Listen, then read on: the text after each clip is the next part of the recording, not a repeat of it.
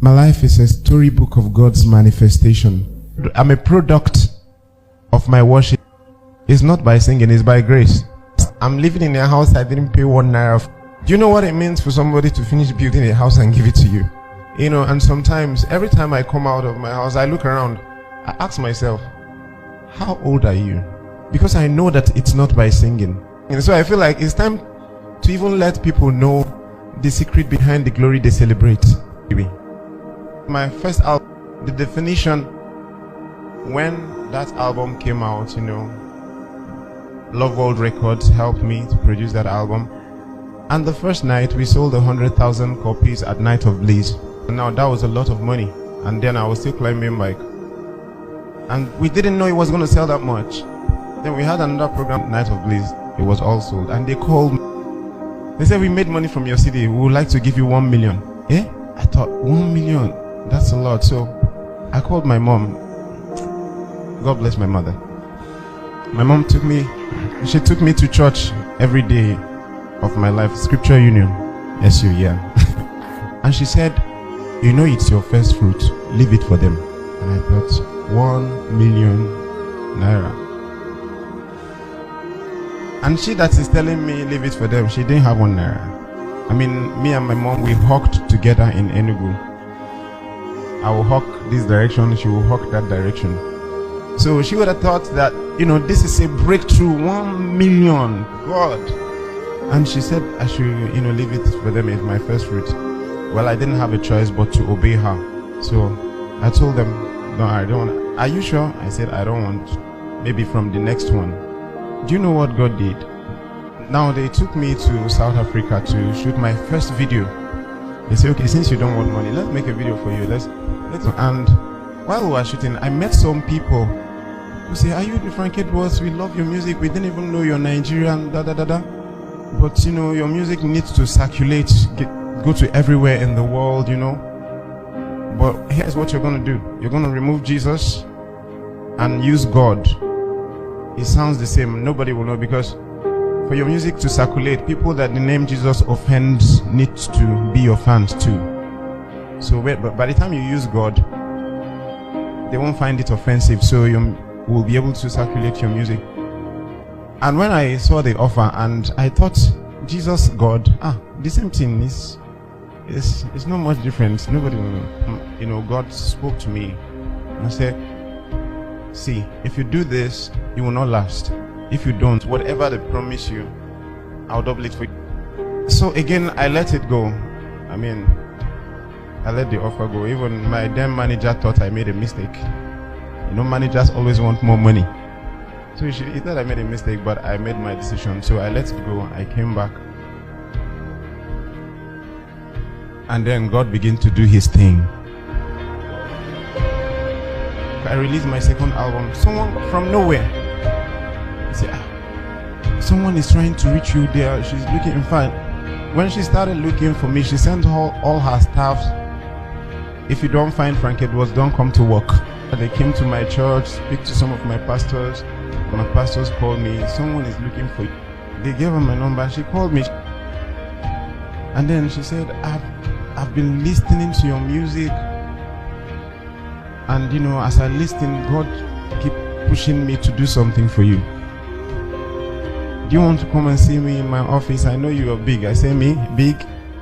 Send the address first. Yeah. You know, she called all her staff, you know, members, took pictures with me, and she said, nothing, I just want to bless you. I just want to bless you like God placed in my heart.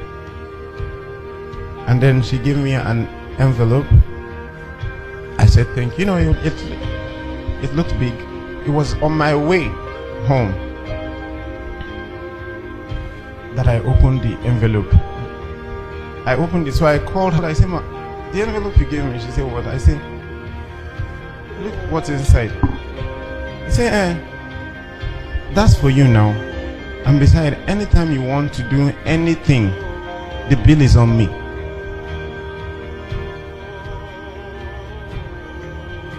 Okay. Now I have $10,000. I didn't do anything for you. I didn't sing nothing. I said thank you. I went home. I removed my tithe and my seed. That's very important as well. The upper week, they say someone is looking for you. They gave the person my number. I played your music, it blesses so much, and God places in my heart to bless you. Can you come to my house? I went there. The same story. You know, God does not make empty promises, and He knows how to cause the chain reaction. You know. Then the upper week, this other woman called me. Where do you live? I said, I live in Allen. I mean, then I already have a good home and I'm very comfortable. And then she said, Ikeja is noisy. How do you create your music in that noisy environment?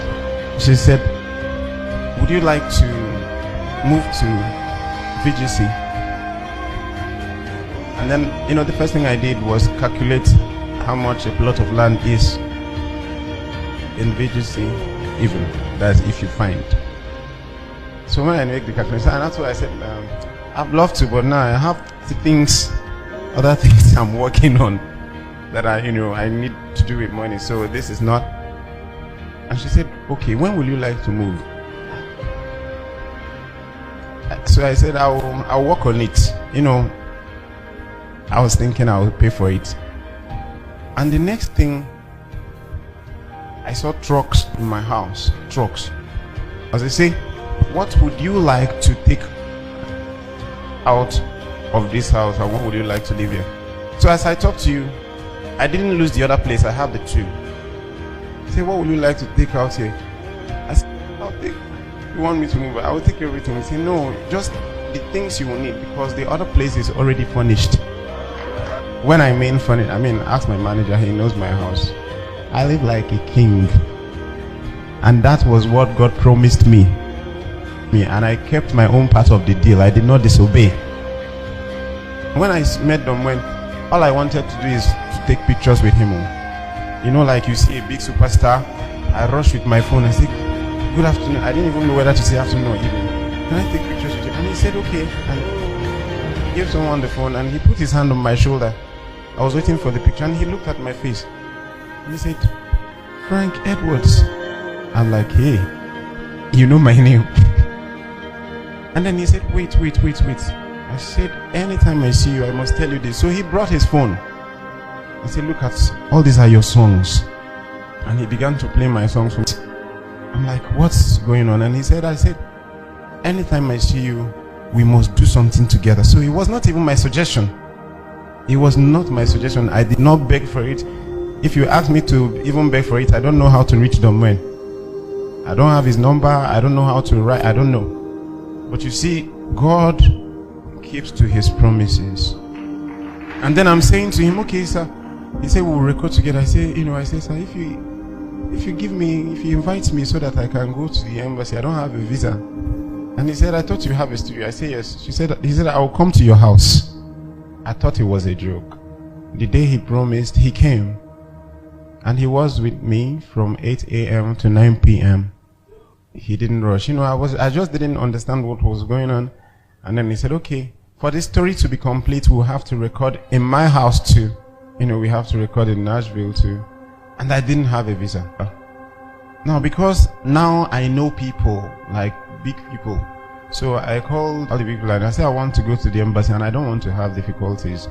This governor spoke to this person spoke to this person. So they finally got someone to take me to Consular General's office at the American embassy. Yeah. So they took me in. I was sitting face to face with the consular. And I've been to that place before. They rejected me visa. And I'm asking myself, wait, Frank, you entered here, you didn't queue. And then we had to say, what's the matter? I brought my brother here. He came before, they rejected him visa.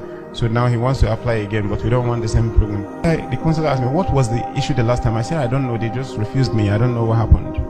He now said, okay, no problem. Apply again. That's bringing me to saying, when God is doing his thing, he doesn't want any man to take the glory. So I'm sure God felt, because so now you're feeling like you now know people. I applied. I went, they refused me. And now I'm thinking, if you have a meeting with Consular General and they refuse your visa, what else do you want to do? I didn't know God probably was not happy with that. I prayed, when it came to my mind that maybe God is not happy. And I said, Lord, I'm sorry if I've gone the wrong way about this visa issue. I apologize. And then as I prayed that prayer and stood myself, I had a confirmation to go back again. This time I didn't tell anybody.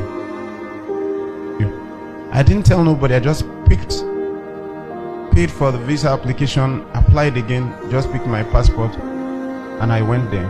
All the embassy staffs from the entrance, hey, Frank Edwards, we love your music. Frank Edwards, we love your music. Even inside the interview hall, yes, someone still telling me, Frank Edwards, I said, this thing you're telling me, tell Uyibo now. I'm not the one. This Uyibo that will give you, tell him that you know me, So they say, go to counter 10.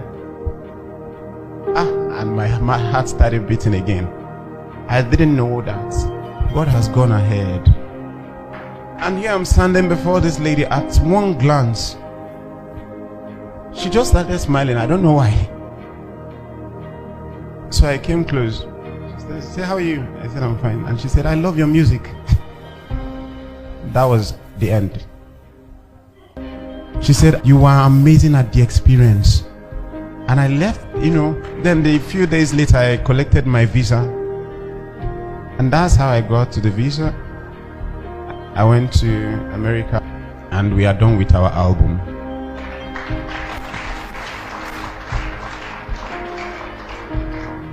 You will hear the man speak Igbo for the first time. Yeah. And this is the first African collaboration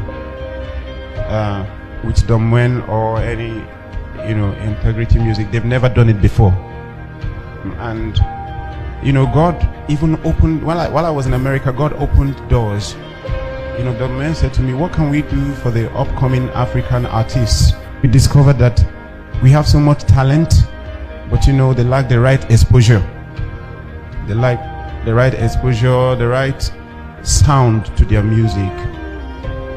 And then he thought, okay, he was the last president of Integrity Music. And I have my own record label, which God helped me to build. So he said, since you already have Rocktown and I have my own, to help the African artists, let's open another company together. I'll be the president, you be the vice president. And I thought, that's cool, vice president. So now the story is from hawking in the streets to being the vice president of the biggest record label in Africa.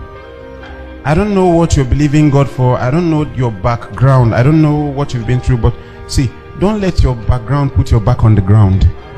It doesn't matter what you have done. It doesn't matter who gave birth to you. It doesn't matter, they say, in your family they don't marry. In your family this, in your family that. Tell them, this is me. He who is in Christ is a new creation. All things has passed away. Everything has become new.